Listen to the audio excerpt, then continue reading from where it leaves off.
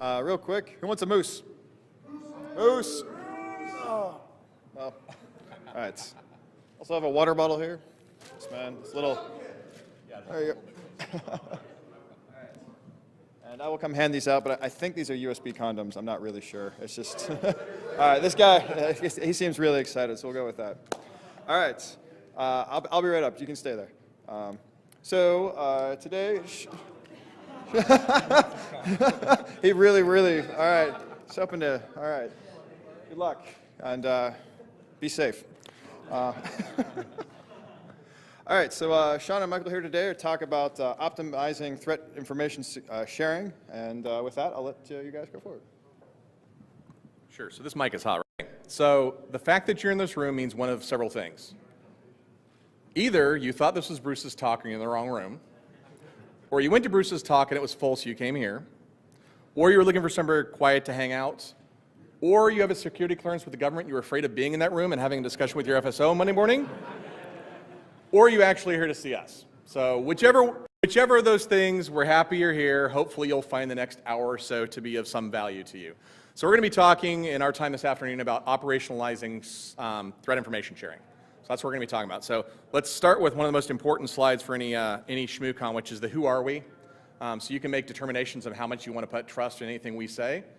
So my name is Sean Barnum. I'm a principal at the MITRE Corporation. I wear many hats. Primarily, I interact with international communities around standardizing how various security information is represented so that we can do things better, whether that's vulnerabilities, whether this is attack patterns, malware characterization, digital forensics. The two most relevant efforts that I lead that are for this topic are an effort called Cybox, the Cyber Observable Expression, a language for cyber observables, and STIX, the Structured Threat Information Expression, which is a language for threat information, which is what we're talking about here. So that's who I am. My colleague that's going to be presenting with me is Aaron Chernin. Aaron is the Security Automation Lead for the FSISAC, the Financial Services Information Sharing and Analysis Center. So this is the how much is it 4,400, 4,500 now? 4,400. 4,400 financial institutions in the U.S. This is the mechanism that they use to share information, specifically for security, but other information as well.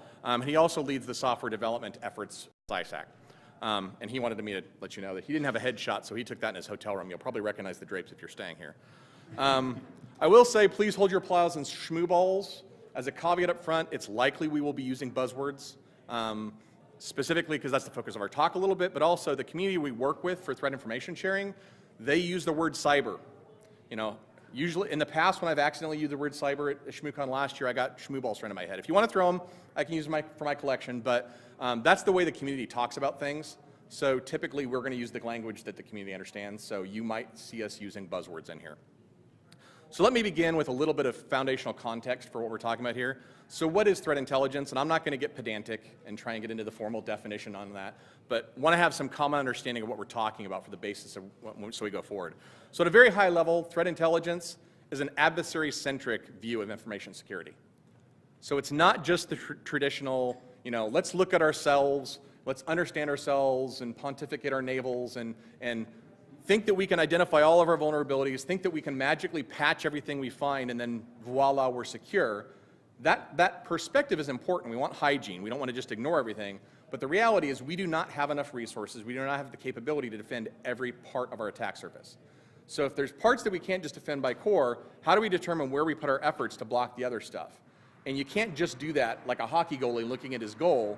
You won't know where the puck's going to go in the parts you can't block. Where do you put your arms? Where do you put your legs?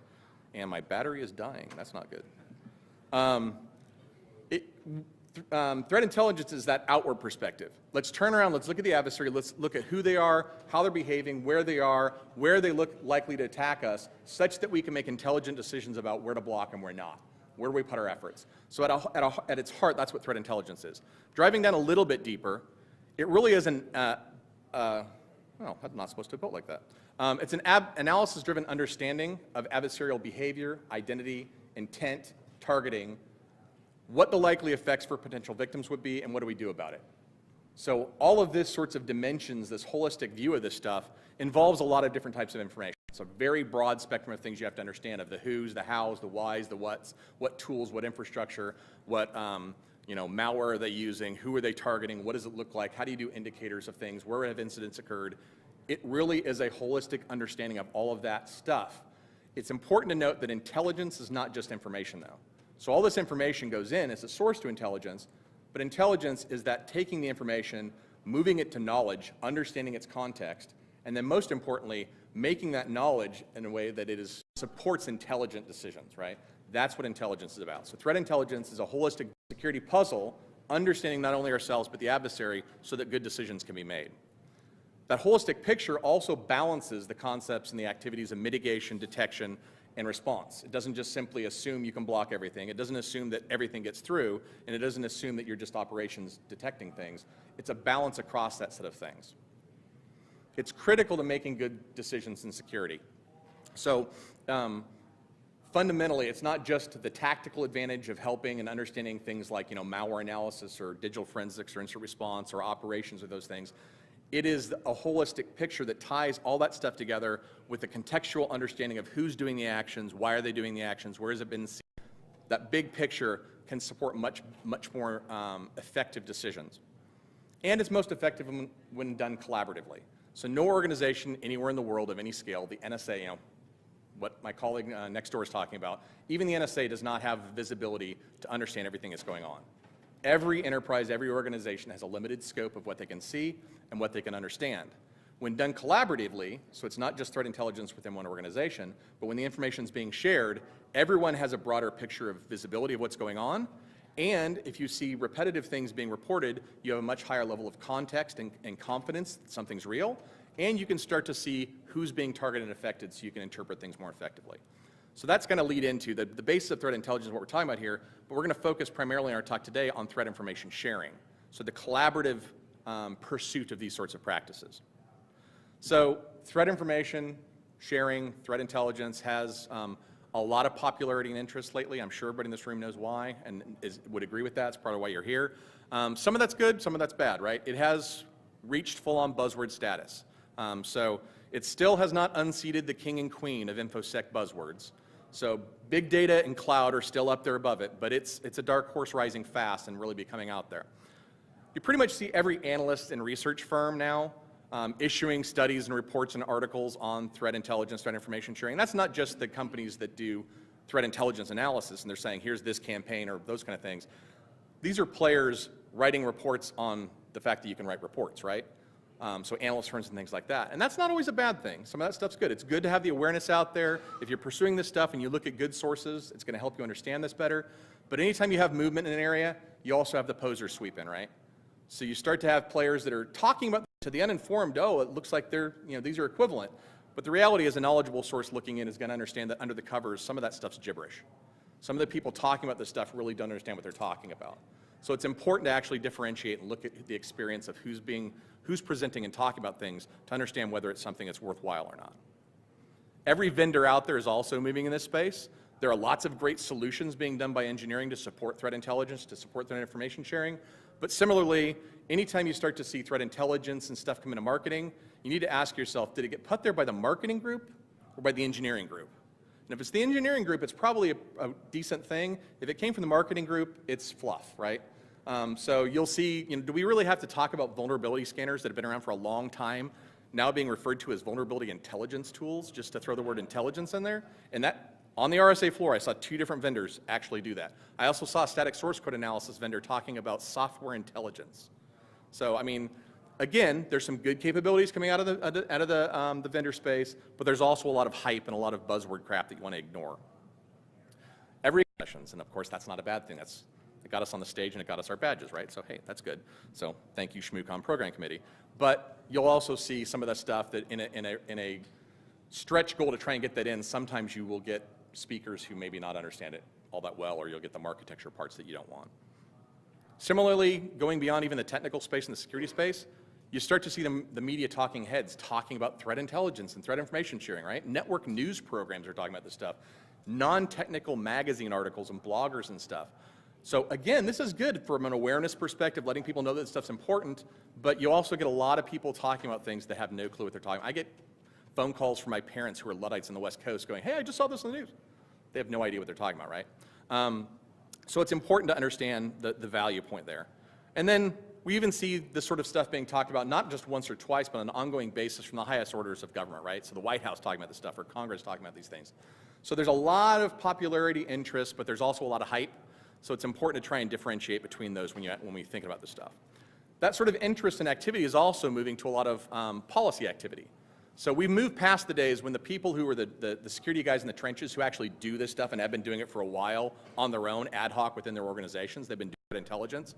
And they've been trying to talk to their senior management that, hey, you know, we need to integrate the various parts of what we're doing here so that incident response actually talks to operations in an effective way. And you know what? We need to share with some trusted partners.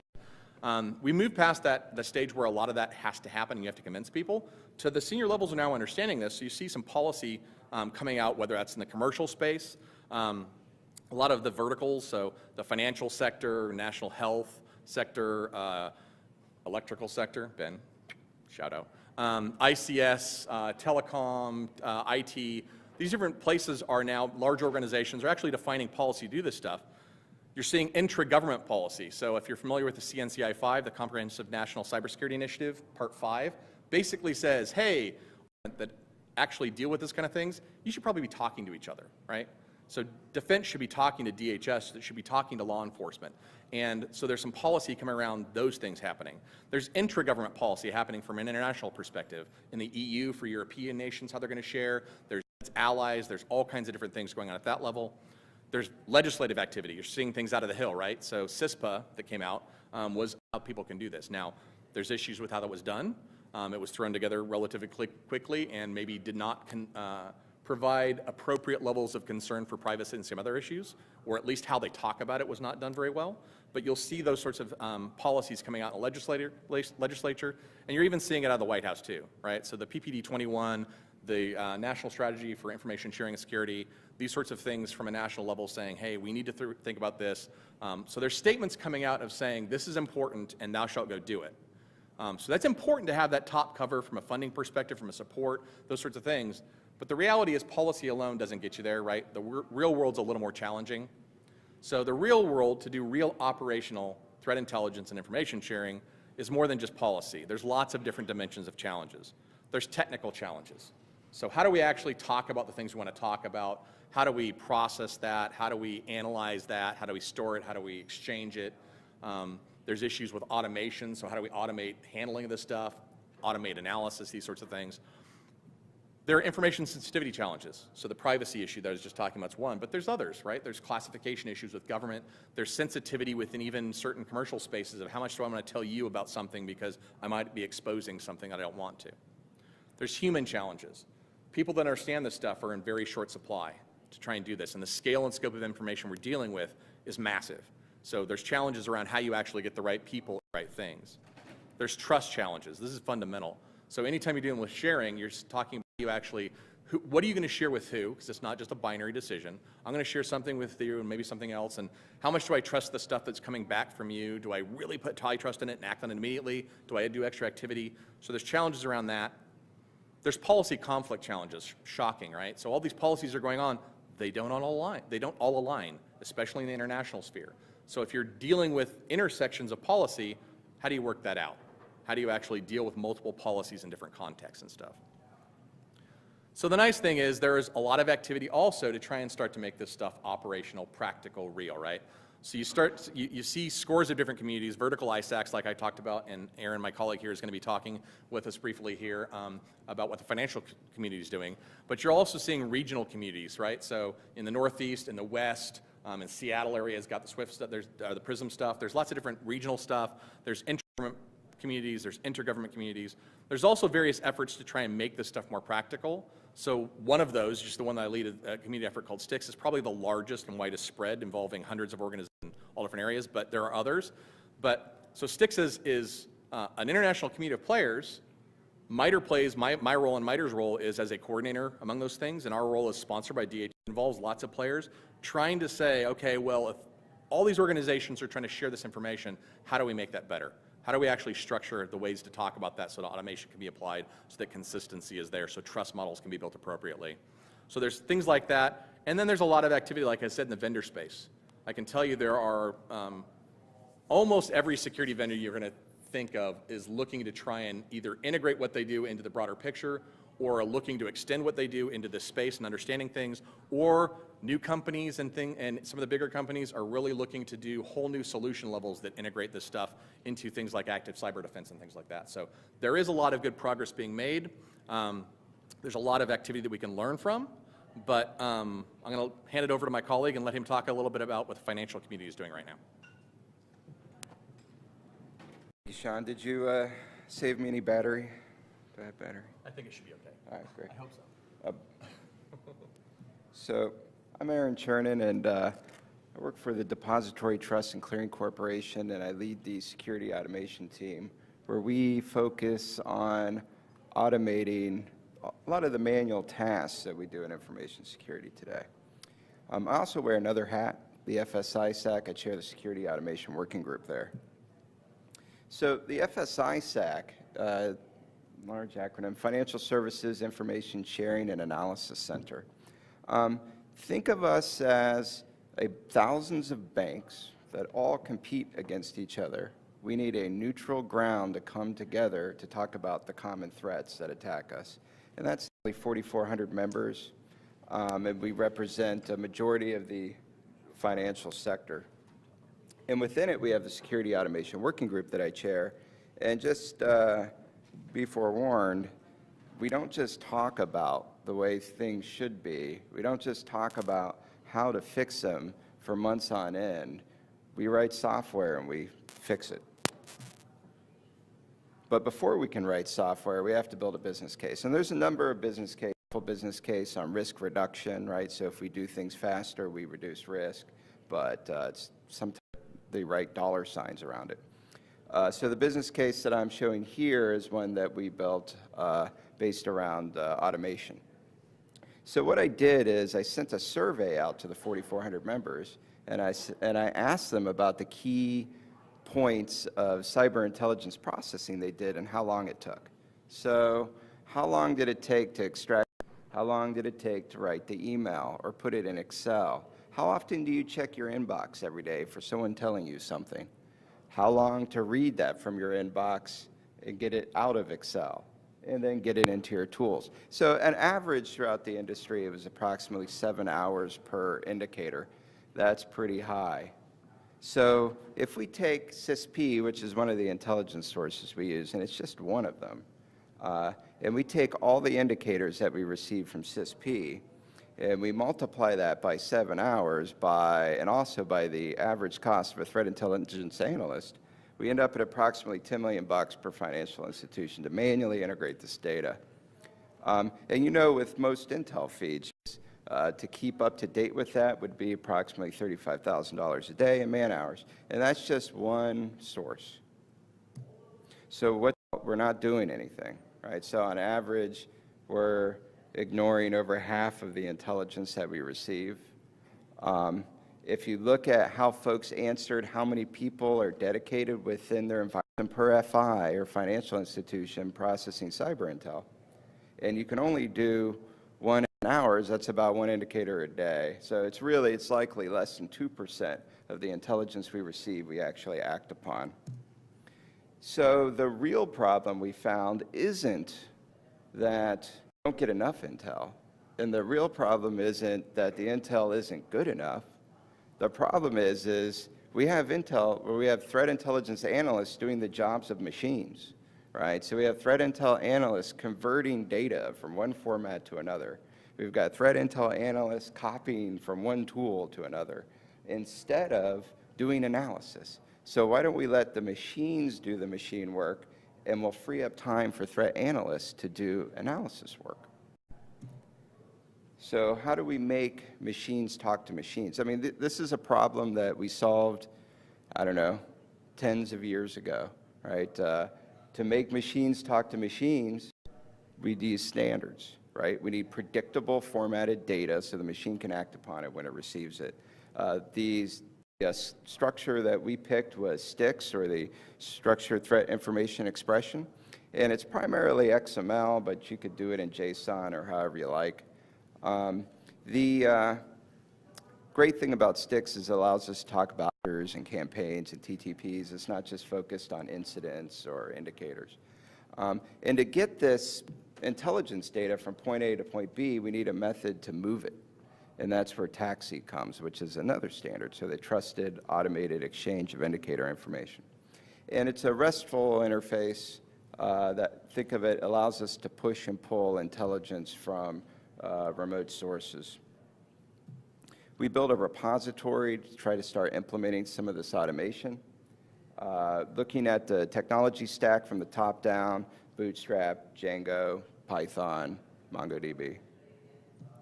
So making a repository product, we had to come to some to terms with some things. One of them being is we're building a community. And the more people that use the community, the more successful and safer we will be. So if we charged for the software, we would actually become less safe because we want as many people to use it as possible. So the first thing we came to terms with was we have to give it away for free. The next thing that we did is we had our vision laser targeted on certain things. So if you see other people in the threat intel space, they're kind of shotgun approach all over the map on what they're going to fix. We are only getting from point A to point B, and we are only getting data into our information security tooling. We are not creating intel. We are just the plumbing. We are the routers. We are the web servers. We're not making intel. So to get the data to the tooling, what we do is we allow you to create feeds. And once you've created a feed within the system, it's really a taxi feed you've created, you can download a sample Python script and use that Python script to pull your feed. And it uses libtaxi, and it's great because you can reverse engineer it and figure out how to use libtaxi. It also has some really good example DOM parsing for parsing really, really complex DOM trees if you guys aren't familiar with doing it. And this isn't the most optimal thing to do forever, right? So we want to cater to the most common denominator. Not everyone's a Python developer. But this is how we're starting, and in the future we'd like to mask this through software. So what are we using the repository for? Like, what kind of data are we sending to it? So, well, first off, we're the evil banksters. And so we're looking at your grocery receipts. Absolutely not. This is cyber intelligence data. It's malicious file hashes. It's domains. It's URLs that are serving up malware. At more complex levels, it's malware analysis, full analysis, or maybe you've had a threat analyst that's analyzed an attack from one end of the kill chain to the other. That's the type of data that we're sending through here. Next is the users quality rate the data. So if you've got someone on data as high confidence, but it's coming up with a lot of false positives, folks can quality rate that data down, and it bumps off of their feeds. And we also share, you folks may be involved in citing information today and not realize it yourself, but think of it this way. When you send something to a mailing list and you say, I saw it scanning one of my apps, and then you have 45 people respond and go, +1, +1, we saw it too. You know, that's a citing. Well, most of us received, I don't know, 10, 15, 20, 30 different Intel feeds, open source, vendor purchased, and they're all in different formats, right? So this is one feed of all that data, consolidated, reconciled, deduped, all in the same format, so machines can act upon it automatically. It's beautiful, machines talking to machines. The only screenshot I'll show. What I thought was interesting when I took the screenshot is on the day that I took it, we had, this is our integration server where we practice integrating with new Intel sources. And on this day, we hit 48,000 indicators through the system. So just, this is our bootstrappy top. The future. We've been focusing on indicators and observables. We want to move towards attribution sharing so we can talk about campaigns. We want to move away from a hub and spoke model that we are today into a more federated model that uses local installations with repository to repository communication. And then we're going to have to add some analyst workbench type functionality because it'll make it easier for us to get data into the system if we can extract it directly from the malicious tools. And finally, it's about the community. You could build the perfect sharing platform for cyber intelligence, but if you do not have the community behind you, you won't have any data going over it. Your plumbing will be empty. So this is what's really important about the ISAC model. If you're a part of an industry with an ISAC, please join up and share intel with them. Thank you. So for the rest of our time that we have here, we're going to try and go through kind of briefly, very shallow on each one, but some high-level lessons learned out of the activities the FS-ISAC's been doing among the different financial institutions, as well as some similar lessons learned out of many of the other members of the communities that we're dealing with and talking with, some of the stuff that's happening in some of the other verticals, some of the stuff that's happening in government things. So some really higher level, we're not going to go too far down any technical holes, but if you are looking to try and stand up a capability for threat intelligence, if you are currently in your organization doing threat intelligence and you're looking to do more sharing with other, join different communities and stuff, hopefully some of these, again, they're high level, more principle level stuff, but these will be things that you should keep in mind because these are the results of various other parties doing what you're doing right now, going down lots of dead ends, and some of the really important stuff to focus on that they learn. So we're going to kind of bounce back and forth a little bit and talk about some of these. So the first one that's pretty fundamental here is that structure is important. So structure of information is important. Human language, the kind of the state of the practice in most places right now, or the kind of thing that Aaron was talking about, where it's an analyst in one organization emailing another analyst somewhere else and saying, hey, I saw something like this. And while that's great for that one thing between those two players, that absolutely does not scale. It doesn't scale within any one enterprise with all the stuff you're processing and dealing with, and it really doesn't scale when you start to share with other parties because now it's not just what you know, it's all the stuff they know being shared in. There's the diversity of what does that human language prose look like when you're talking with this party versus that party. So it doesn't scale, it doesn't give you any sort of consistency. So structure of the information so that you can align semantics, you can align terminologies, and that you can actually move to automated exchange, automated processing of this stuff, automated conversion of the things and deployment into tools is very important. So the first really fundamental lesson of all this stuff is you can't solve the of this issue. So the cost differences that Aaron was talking about from a processing of how much stuff goes through, until you can structure it, you can't apply automation. If you can't apply automation, you're really just kind of scratching on something that's much bigger than what you can get to. So that's kind of the So before we could start writing software on using standards-based method to get data from point A to point B, we kind of wanted to look and see what was already out there. We learned a lot about standards, and we knew that we didn't want to create something. We wanted to probably join a community. It would be easier to get folks to adopt if we didn't make it. So a number of things that we noticed was there's some standards that compete with STIX, and there's some that are complementary to STIX. And I'll give you an example of a complementary one, because some folks may think it's a competing one. The Mandiant OpenIOC does not compete with STIX. Think of it as the host-based checking side. So you would use STIX to get it from point A to point B, and then convert it over to IOC on the host base to do your scanning. Also, when folks are talking about making a standard, you've got modern day standards and you've got old standards, and you can kind of see how they evolve over time. STIX is very modern. You can tell it's modern because of some of the functionality it has. You can do things like not have to use a specific format. For example, you can use XML or JSON if you can get it to meet the STIX requirements. Also, it's got logical operations, so you can do lots of anding and oring throughout your documents. You can create composite documents. You can do inline or referencing of your data within the document. These are all what we would consider modern day standards versus some of the other others that have been out there for 5-10 years.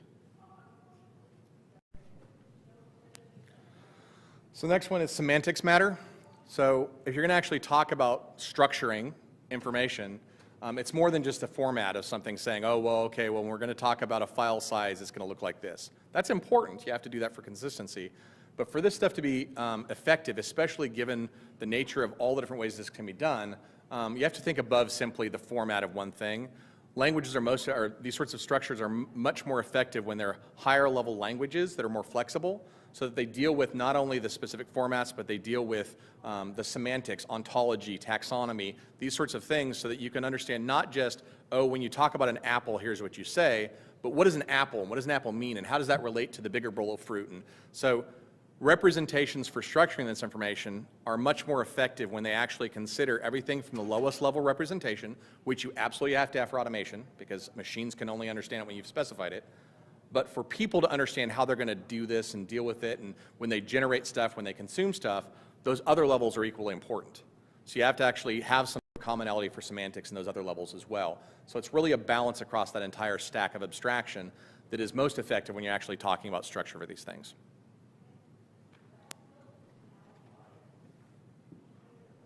I can tell you that you're going to want to use a schemaless data because I did it wrong first. So our first few attempts at this, we went back to our SQL roots and went to town.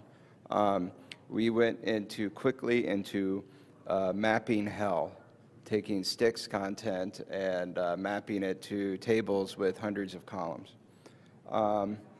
So go straight to schemaless, do not pass go. Your documents just fall into it. If you're going to go schemaless, I would recommend databases that do have a JSON backend. That's one of the reasons why we did Mongo, but there's also Elasticsearch and others that are very similar in that matter. Yeah, just to add a little bit of comment there too. So there are some organizations that structured SQL type stuff is going to be important because they're dealing with less sophisticated data, less complex, and then efficiency and speed is important. But the nature of threat intelligence varies so greatly on the granularity of what you're talking about. You might just be talking about a file hash, but you might be talking about the file. You might be talking about the file and how it relates to an email. You might be talking about that email using it. There's so much granularity of things that it becomes difficult to do in a tabular fashion. So that's the lesson learned here, is not that you must always do this, but the experience that FSISAC had has been mirrored in many other players where they did start to do it one way and they found that it was most effective for them to do it the other way. So this is not a hard and fast rule from you, but just something you might want to take as input when you're looking to actually do this. So the next one is threat intelligence is heterogeneous. So like I just said, the granularity of the information, but not only the granularity, okay, well, what kind of information is it? Is it about campaigns? Is it about indicators, about incidents? As well as who are the players you're actually interacting with? That's inside your organization. So this is information that comes from your operations group, your SOC, your CERT. This is information that comes from your, if there's people doing campaign analysis and attribution analysis, is stuff from the people who are doing detection with indicators and stuff. So there's different parties and players within an organization, and then especially when you start to share among multiple organizations. So one way of sharing is something like you're hearing with the FSISAC model where, oh, these are all FI sharing. So there's some common context, but the banks that are sharing within FSISAC are also cross-sharing with other organizations. People in the IT space, General Electric and Microsoft, and people in the electrical space and stuff. The context varies so greatly that it is important when you start to talk about the processes, the structures that you're actually dealing with threat intelligence, to recognize you can't force everyone to play one way. So it's important that flexibility be a first-order design consideration. So as you're doing this stuff, recognize that you're not going to be able to do one hard, fast, exactly this is what it looks like, and everybody's going to do that, because they simply won't. Especially when you're dealing with certain concepts and terms, there may be different communities have different needs for vocabularies on those terms. Maybe there's a shared basis, but each community has a little bit extra. And you don't want to have the electricity sector having to deal with some of the terminology that's only specific to finance, right? So design for flexibility is an absolutely a key constraint if this is going to be useful, if this is going to be applicable to players that you're going to actually be working with. And that's you. Sticks is big. It's very wide. If you try to implement the entire thing right out the get-go, you're going to get annoyed. So I kind of took a different approach, and it's a typical project approach. So instead of building something really big and having one win at the end, split your sticks adoption up into phases and phase your way through it. You could probably do 10 to 20 phases of your adoption of sticks. And what's nice about this is it's easy to do. You can have a nice scope on each phase, and you get wins all the way down. So instead of a single win at the end, you can have a dozen wins as you do your adoption. And you can adopt various discrete components of sticks and still use it. A really, really good way to start is just to say, you know what? I'm only going to do indicators and observables in sticks. And then later on, maybe I'll move to TTP.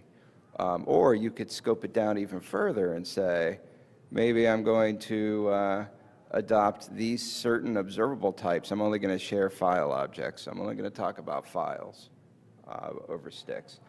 Sticks is so documented and structured that you can make these types of decisions. You might be the next one as well. So yeah, and that's not just sticks adoption. This is just in general, right? There's so many different types and parts of threat intelligence that simply saying going in, we don't do it, now we're going to do everything, is a recipe for failure. So really just pick individual pieces. Get your SOC and your incident response guys talking to each other and sharing information. And then work to, start small, work it together, and build from there. I think yes, this is you too. So one of the things we did to reduce inertia, I said earlier, was to give it away for free, right? But there are other things that you can do as well.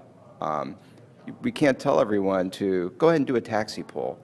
And they have no idea what you're talking about, and they have no idea to do it. So another way we got around that was providing sample Python scripts so people could do a taxi poll.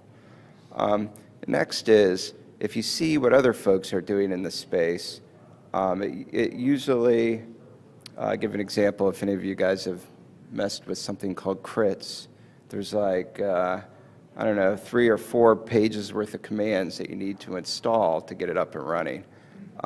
It should be as easy to run it as starting up a VM and going to it with your browser. That type of stuff really makes it easier to get the end user on board and online and contributing intelligence. One other thing that we had to do that is kind of stressing is give people a limp mode way of contributing data. So if no way to create sticks, unfortunately allow them to provide CSVs. The way that I feel good when I go home so I don't have to shower afterwards is by converting the sticks, the CSV file, to sticks before it goes into our system. So their data eventually becomes sticks, but it's, it's flat CSV, and it's a limp mode. And our hope is that we can someday remove the CSV functionality from the system. So just add a little bit more there too. So when you're dealing with centralized and thinking about the structured way of doing this stuff, the reality, fitting back to some of the previous lessons learned, that at the heterogeneity, different players today are doing some of this stuff, but they're not necessarily doing it in a consistent way. So as Aaron was saying, it's important to don't say, okay, if you're going to be part of the game, first you have to be a professional player, right? Start working with the players who are out there at the level they're at, find ways to bring them in, find ways that they can continue doing what they're doing, but just a little bit better, and then a little bit better, and a little bit better, and eventually bring them onto the team where they're actually working full scope. So this and the previous one of starting small and building go together. How do you actually get people into the game working through this stuff, and how do you build them and mature them? And when I say people, this is not just individuals, this is organizations, this is communities as well that are working through these things. So the next one is, I'm going to butcher this, the Russian proverb, "Dovrye na provye," which is trust but verify. So this is the saying that was made popular in the 80s by Reagan, at least with the US. The Russians have known it for a long time. But trust is an absolute fundamental element, arguably the most fundamental element in information sharing. So if you're going to be sharing with other parties, it's important to understand, number one, that simply saying I share does not mean I share everything I know. It does not mean I share everything I know with everyone. It does not mean I share everything I know with any one party. You have to understand who are you going to share with. You need to determine what your level of trust in those players are. I mean, obviously, if you don't trust somebody at all, they're probably not going to make that initial list. But determine what sorts of information is important for you to share out with them. This might be the fact of how much do you share. Most organizations, when you're dealing with threat information, your really secret sauce, the stuff that's really important, the broader that gets shared, the less value it typically has, because the more likely it's going to leak to the bad guys that you know what they're doing. So there's always this balancing act between, okay, well, how much do you share and what do you share and how? But trust is an absolute key piece of this, so that you understand both what you're going to share out to other players, and it's equally important with saying, what are you going to actually take in? So not only, hey, this is what I'm going to expose to here, here, and here, but as you get information and you get intelligence in from your sharing partners, the people that you share it out with, what level of trust do you put in that? So there are some players that you might know the people who are doing the work. In fact, in the communities that we interact with, we hear all sorts of anecdotal stories. And there's stories of, communities where, hey, this organization over there, they usually generate really good stuff. We like their stuff, except for Joe. Joe populates a lot of stuff on the list, but whenever it comes in, we just trash can that stuff because Joe doesn't, So that sort of thing goes on today.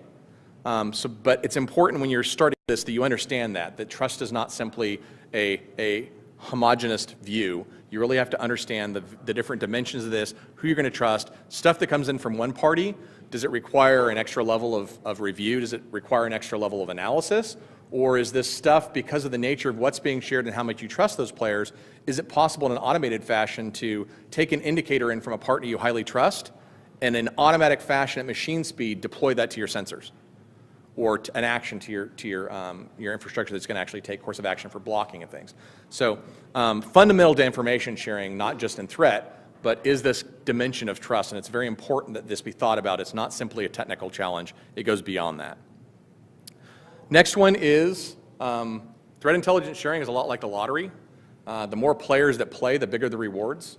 So this is important for that reducing inertia, that your value that you get out of sharing is going to go up, not in a linear fashion, but in higher than a linear fashion, with the more parties that are sharing, if they are sharing effective information. So the fact that I see my scope of understanding of situational awareness and what I can see going on, if you and I start sharing, now we have the union of those two scopes. We can see a little bit more. And as a third party gets added, we not only expand that union of scope of situational awareness, but the more parties that come in, it's not just the visibility boundary that moves out as you see more stuff, but you start to see duplication, which sounds like a bad thing at first, but if you're seeing the same thing being reported from multiple parties, you can use that for confidence, right? It's not just, hey, this one party's out there. Are they really seeing what they're saying they're seeing? Oh, as Aaron was talking about sightings, this stuff's being seen in lots of places. My confidence that it's real, number one, goes up. My confidence in the interpretation of what it means goes up if multiple parties have the same interpretation. And, you also have the ability to be able to detect things like who's being targeted. So if you're seeing among your community of 1,000 organizations that are sharing, or in the case of FSISEC, 4,400 organizations, okay, well, it's being reported by these 12 organizations out of that. What do those 12 organizations have in common, right? Is this a campaign going on targeting a specific kind of information? If it's those 12, who else would fit within that space that should know about this and really be taking advantage of this stuff? So the value of the network of sharing is going up with Metcalfe's law as the number of players actually grow here. So I don't know everything about intel sharing, and neither does Sean. And so one of the things that is an irritant is when we're discussing in forums like the STIX mailing list, and we're debating STIX functionality, watching folks jump in and say, we're just going to continue doing it this way because MITRE said so, and they made STIX. So none of us are right. If you think we're wrong, tell us, show us a better way. The next thing that I'd like to say is, if you're trying to fix the cyber intel sharing issue, it's going to be more than just kind of fixing the problem we have today, right? So there's not enough fields we can add to a CSV. There's not enough PDF docs that we can send that'll fix this problem. And then finally, if folks have to write XML to do this, we will fail. I truly believe that if I have threat analysts writing XML, we're going to fail, right? And so I kind of feel that's where we went wrong with other standards as well. We've relied on the end user of the standard to actually create the data. And I want to ask the group, we've got millions of people that surf the internet every day without understanding the line of CSS. How many of our network admins at our organizations are hand building all the TCP packets that go over our networks, right? So we should be building systems that make sticks transparent to the threat analyst and not editing the XML. That's me. Yep. So yeah, so that sort of visionary, don't just solve today's tactical problem, think beyond it, goes for the structure, like Aaron was saying, right? So don't just say, oh, we have these fields in a CSV, how do we represent them in the format and move? That's important, but as you look to solve those tactical problems, be thinking beyond that of where you want to grow to. So both from a structure perspective, as Aaron was saying, for them, they also want to represent, campaigns and stuff. So think beyond simply how you automate what you do today. Solve a tactical problem within a strategic context. Similarly, with the capabilities you're actually deriving out of these things, don't simply say, okay, well, what are our people doing today? You need to make that easier for them, but understand that once you make that easier for them, once you automate some of the things that they're spending all their time doing today, and they have the cycles to do the more important stuff, well, what are they going to be doing next? What are the things they're not doing today because they simply don't have time to do, or they don't have the capability to do because the information's not there? So as you're designing what you're trying to do, think not only for today's problem, but think about once you solve that, what is it going to make it possible tomorrow, and solve today's problem in a way that actually supports tomorrow as well. If you don't say it, I can guarantee that Sticks won't be able to do it. So if there's some specific functionality that you need, and Sticks doesn't do it, then speak up so we can get it in there. Also, there are people who work as standards evangelists full-time. They don't do cyber intelligence. They don't write software. I don't even know if they're fixing problems, but they're evangelizing standards, and they're setting a perception. And if this perception wins and we lose Sticks because of it, we'll be left in limp mode. But you know what? Standards bodies will be happy. So what we need to do is be vocal. Talk about our success stories. Talk about, that you were able to share some intel with Sticks and you found these things in your environment because of it. We can fight perception with reality, right? And as customers, we can help with Sticks adoption by demanding our vendors implement it before we purchase. Speak with our pocketbooks. So really the general here with Be Vocal is the fact that value for this space, just like value if you're trying to do your own threat intelligence in your organization, you get value from sharing. Here, how do we actually, as a community, all the verticals, all the government, everybody, solving this same problem, it's the reason we're here today, is how do we actually, we're giving you hopefully some of the stuff that's been learned from these things, but the value of that overall community, the rising the tide to float all boats, is driven by discourse among the community. So this is not simply individual players going off and doing this stuff and saying, here's the right way. The value of this stuff is going to be by the diversity of sets of voices that are actually speaking into what is your problem, how are you solving it today, where are you seeing value, where are you seeing challenges, these sorts of things. It's that overall discourse that's actually going to make this possible to move as a whole community to a higher level. So being vocal, speaking out, become part of the conversation is key here. So just wrapping it up kind of for a conclusion for us, really, first of all, it is possible to move beyond policies and buzzwords. While that is absolutely something that's out there, it is possible to do this stuff real world, to operationalize it, to actually see positive benefit from doing these things. It's just important that you understand how to differentiate between the buzzwords. It's important that we take policy for what it is, the important stuff from an awareness perspective, but that we recognize what the other dimensions of challenges are, learn from each other to actually resolve those challenges to move forward. So the practitioner community doing this stuff, organizations like FSISEC, other communities, other companies, government entities, they are growing and maturing quickly in this capability, in this space. And one of the interesting things is from a Sticks perspective, when we're trying to model the information, part of our challenge is not only to model all the information that's in the space, which is broad, but the reality is the space itself is still moving and emerging. No one has really figured out fully what threat intelligence means. So as it changes and we evolve, and as the practitioner community grows and stuff, it would behoove you, if you are part of that community and you're trying to pursue this, to try to listen and talk with others and learn from what they've done and take those lessons learned to heart and put them into play with what you're doing. And better yet, rather than just listening to other people, really become part of the community. Speak your voice in, don't just be a lurker, don't just listen to what other people have to say. So it'll be better for everyone listening to all that hype that's going on out there. They'll be able to separate real from fake crap faster if the people who actually do this stuff are speaking together in discourse, because then they can start to understand the differential. It's not just one party versus another. They can see who's talking as a whole and where there's agreement, where there's consensus, and where there's maturity moving forward. So that's what we had for you today. I don't know if we have a couple more minutes or anything to answer questions. If not now, we have 2 minutes or 3 minutes. Does anybody have any questions? We're happy to take some. Go ahead. You mentioned that taxi is free. Is that because Yes. So for Stix and Taxi, those two pieces we're talking here, Stix is a language, so it's fully open to everyone. There's GitHub sites where you can get the schemas. There's a website you can get the latest releases. There's also a whole set of utilities that go with them. There's standard practices, suggested practice guidance, that kind of thing. Taxi is a set of specifications for how you could implement technology to exchange things back and forth. So if you build the technology, those specs, they will work regardless if you built it or if I did. Along with that, similar to Stix, where there's some utilities and code base, there's also some utilities that Aaron mentioned, libtaxi. We didn't give the explanation of what that meant, but there are some tools that actually are open source available. You can download and use however you want.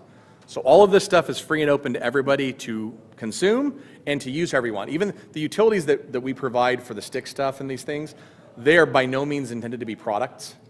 They're simply utilities that let people start to think about and use this stuff and figure out what they want. Product vendors can listen to what they've learned and build things. Product vendors are free to take the code that's out there for utilities and build actual commercial products on top if they want to. Doesn't matter to us. We just want to have the community work as a whole to move forward. Does that answer your question? Yeah, I won't use it for Absolutely. Absolutely. Sure.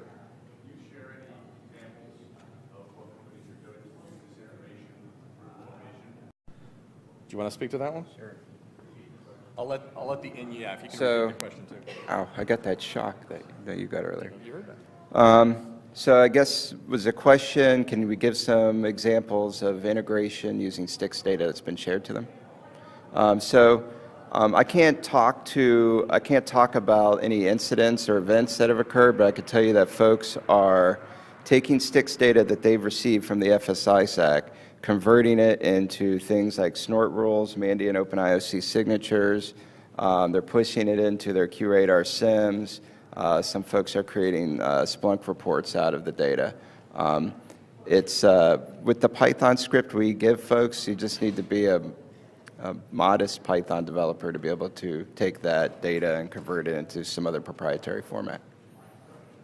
One other simple example of that stuff is, so you consider the phishing use case. You know, you forward something that's suspicious or whatever.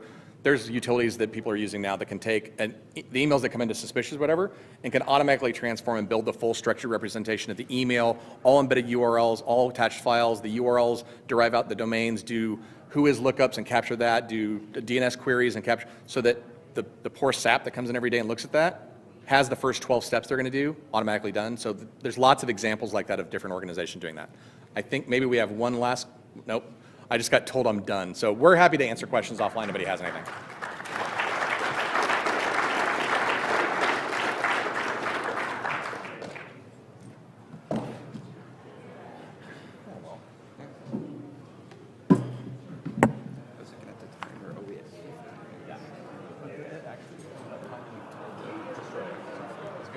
I wanted to be able to at least take a few questions, which we did too.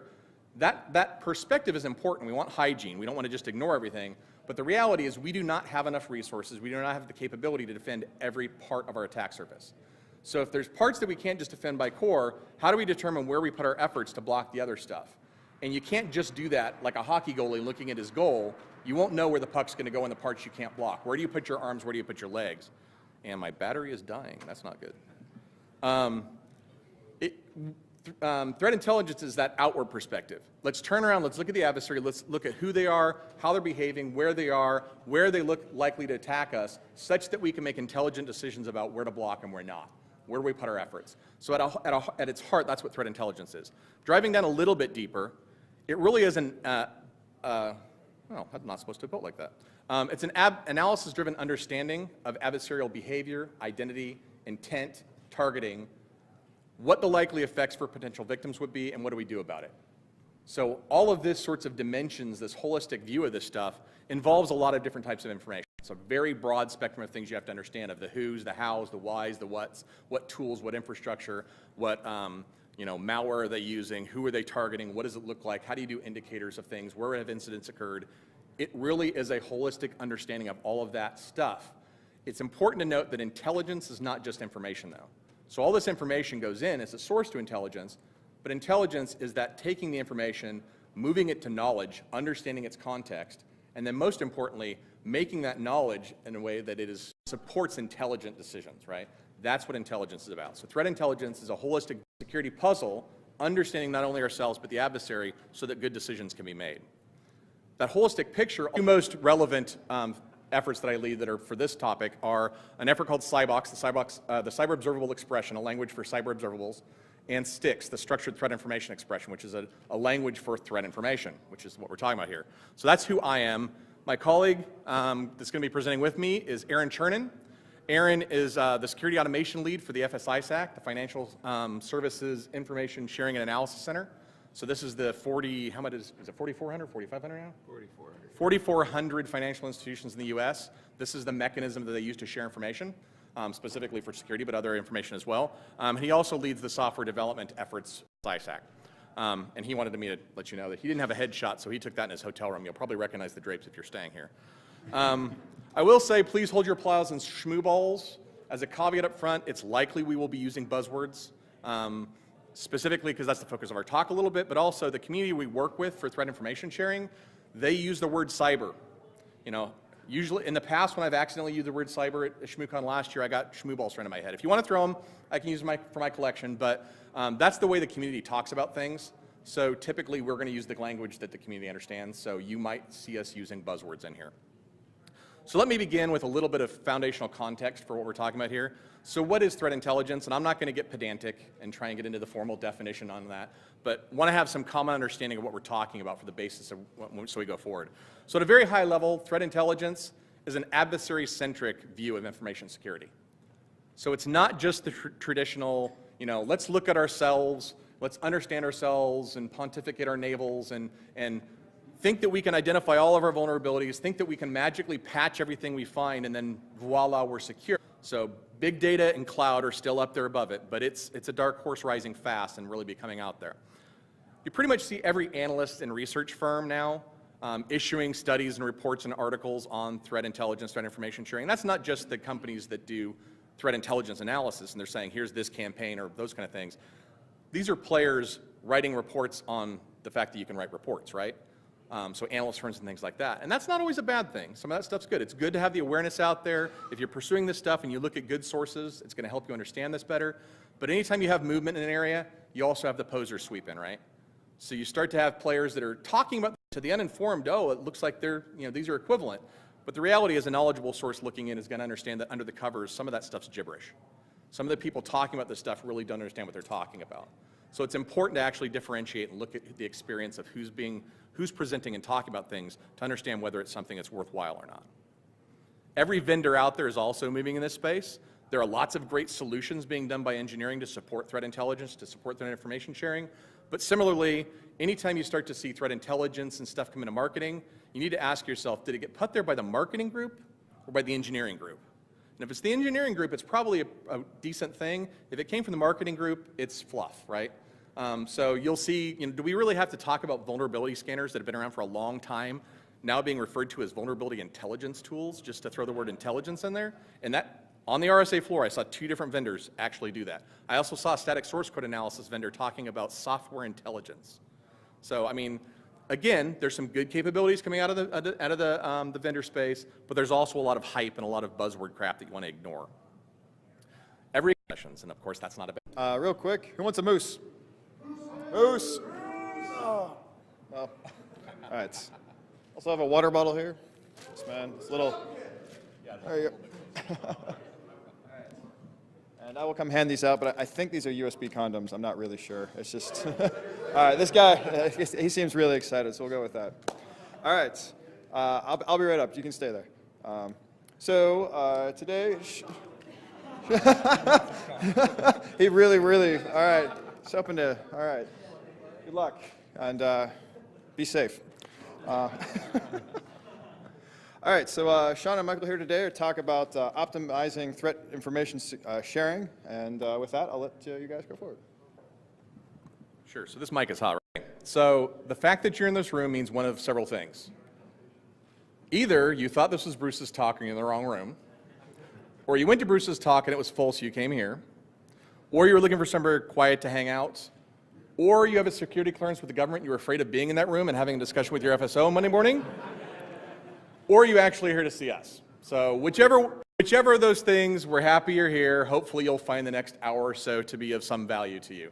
So we're going to be talking in our time this afternoon about operationalizing threat information sharing. So that's what we're going to be talking about. So let's start with one of the most important slides for any ShmooCon, which is the who are we. So you can make determinations of how much you want to put trust in anything we say. So my name is Sean Barnum. I'm a principal at the MITRE Corporation. I wear many hats. Primarily, I interact with international communities around standardizing how various security information is represented so that we can do things better, whether that's vulnerabilities, whether this is attack patterns, malware characterization, digital forensics. The two also balances the concepts and the activities of mitigation, detection, and response. It doesn't just simply assume you can block everything. It doesn't assume that everything gets through, and it doesn't assume that you're just operations detecting things. It's a balance across that set of things. It's critical to making good decisions in security. So fundamentally, it's not just the tactical advantage of helping and understanding things like malware analysis or digital forensics or incident response or operations or those things. It is a holistic picture that ties all that stuff together with a contextual understanding of who's doing the actions, why are they doing the actions, where has it been seen. That big picture can support much more effective decisions. And it's most effective when done collaboratively. So no organization anywhere in the world of any scale, the NSA, what my colleague next door is talking about, even the NSA does not have visibility to understand everything that's going on. Every enterprise, every organization has a limited scope of what they can see and what they can understand. When done collaboratively, so it's not just threat intelligence within one organization, but when the information is being shared, everyone has a broader picture of visibility of what's going on. And if you see repetitive things being reported, you have a much higher level of context and confidence that something's real, and you can start to see who's being targeted and affected so you can interpret things more effectively. So that's going to lead into the basis of threat intelligence, what we're talking about here, but we're going to focus primarily in our talk today on threat information sharing, so the collaborative pursuit of these sorts of practices. So threat information sharing, threat intelligence has a lot of popularity and interest lately. I'm sure everybody in this room knows why and would agree with that. It's part of why you're here. Some of that's good, some of that's bad, right? It has reached full-on buzzword status. So it still has not unseated the king and queen of infosec buzzwords.